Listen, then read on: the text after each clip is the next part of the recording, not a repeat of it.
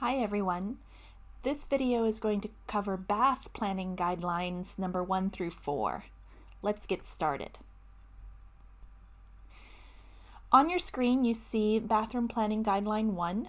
This is the same guideline as the kitchen guideline number 1 about the recommended size of the entry door.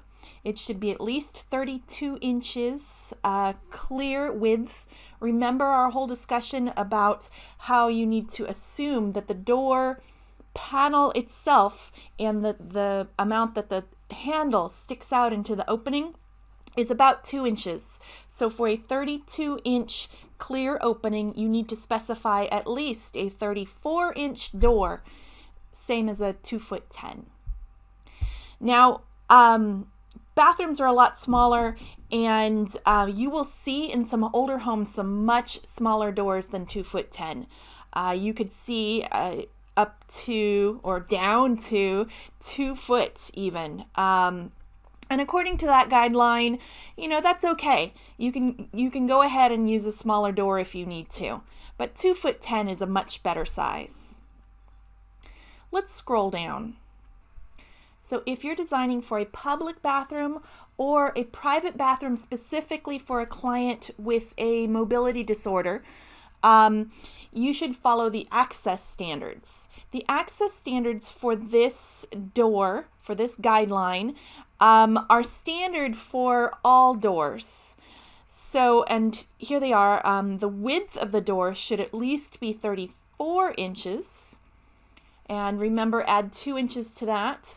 You have to specify a 36-inch door or 3 foot 0 inches to get the required clearance. Also, take a look right here. You need a little gap. You need a little clear floor space right next to your door in order for someone to be able to successfully reach this doorway. And so that's 18 inches shown here. So here we have an opening or a doorway, and there is a passage depth. Something defines the width of that passage for longer than 24 inches in depth. In this example, it looks like it's a piece of cabinetry. And in that case, the clear opening size pops up from 34 inches to 36 inches.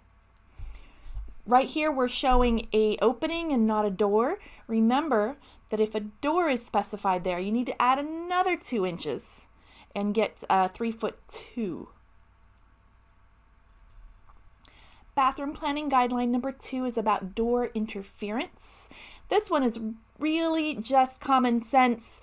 Please pay attention to your door swings and don't make them interfere with each other. I really like this picture here because it shows a common problem. We're thinking of door swings, but also think about your drawers. Are they going to intersect with your door swings? People leave these open fairly commonly. It happens all the time, and you could really get some interference here.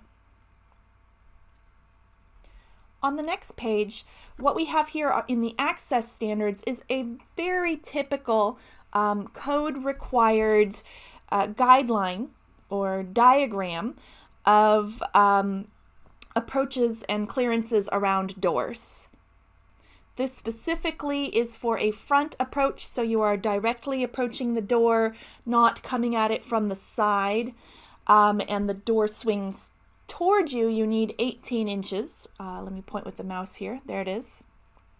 If the door is swinging away from you, for example, we are approaching in this direction, then you need a 12-inch clear floor space right there. Bathroom planning guideline number 3 talks about minimum ceiling heights. Sometimes bathrooms are tucked away in corners of the house that might have a sloped ceiling. So that's why there's a guideline for this. The minimum ceiling height in the bathroom should be no less than 80 inches, and that corresponds to 6 feet 8 inches, which is a common door size, door height. I'm going to turn the page. And here's an illustration of what that looks like. So there is a sloping piece of ceiling right here, but they would like the slope to start no lower than 6 foot 8 inches. Bathroom planning guideline number 4, clear space.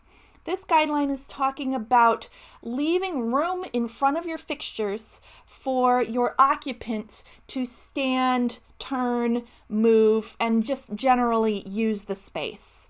So your recommended depth in front of every fixture is at least 30 inches. That's 2.5 feet. And that's from the front edge of the fixture to any obstacle in the way on the other side of it.